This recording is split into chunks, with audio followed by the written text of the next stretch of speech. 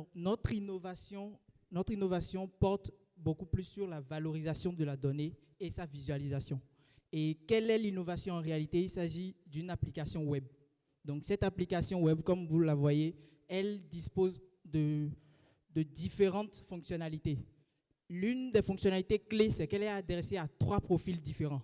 Donc, on s'est demandé en réalité qui sont ceux qui sont les plus à même d'avoir une idée de quelle est la qualité de l'air.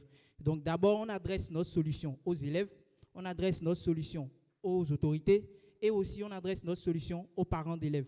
Donc, on s'est dit que faire en réalité pour montrer comment évolue l'air, la qualité de l'air à Dakar ici. Et c'est là que nous avons développé une application qui a 3 différentes fonctionnalités.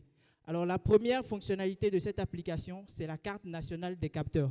Donc, notre application dispose d'une carte où nous montrons tous les emplacements où nous avons déployé des capteurs, ici à Dakar.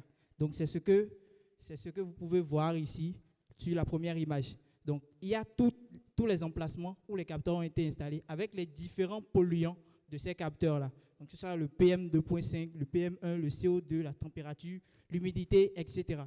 Deuxième fonctionnalité très intéressante de notre application, il s'agit de l'analyse des données et des prédictions. Toutes ces différentes données que nous avons, nous les recueillons, nous les centralisons et puis nous faisons différents graphiques parce que tout le monde ne comprend pas les chiffres, comme l'a dit M. Dieudonné tout à l'heure. Tout le monde ne peut pas lire un graphique où il y a un tableau où il y a différentes données. Donc nous essayons de traduire ça en graphique visuel pour que les différentes personnalités, les différentes cibles puissent voir ça. À côté de ça, nous avons développé un modèle d'intelligence artificielle donc, qui essaie de prédire en J+1 comment sera la qualité de l'air. C'est-à-dire, on se dit aujourd'hui, nous respirons un air, mais demain, est-ce qu'on peut essayer de prévoir ce air-là?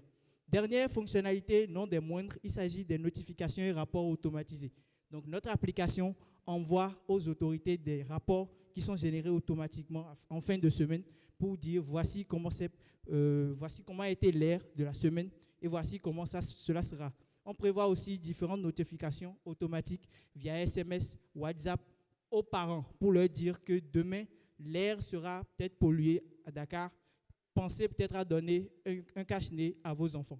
Donc, il n'y a pas que des fonctionnalités. Comme l'a dit Dieudonné, les déploiements ont commencé. Et je vais laisser Lamine vous parler des différents déploiements que nous avons effectués.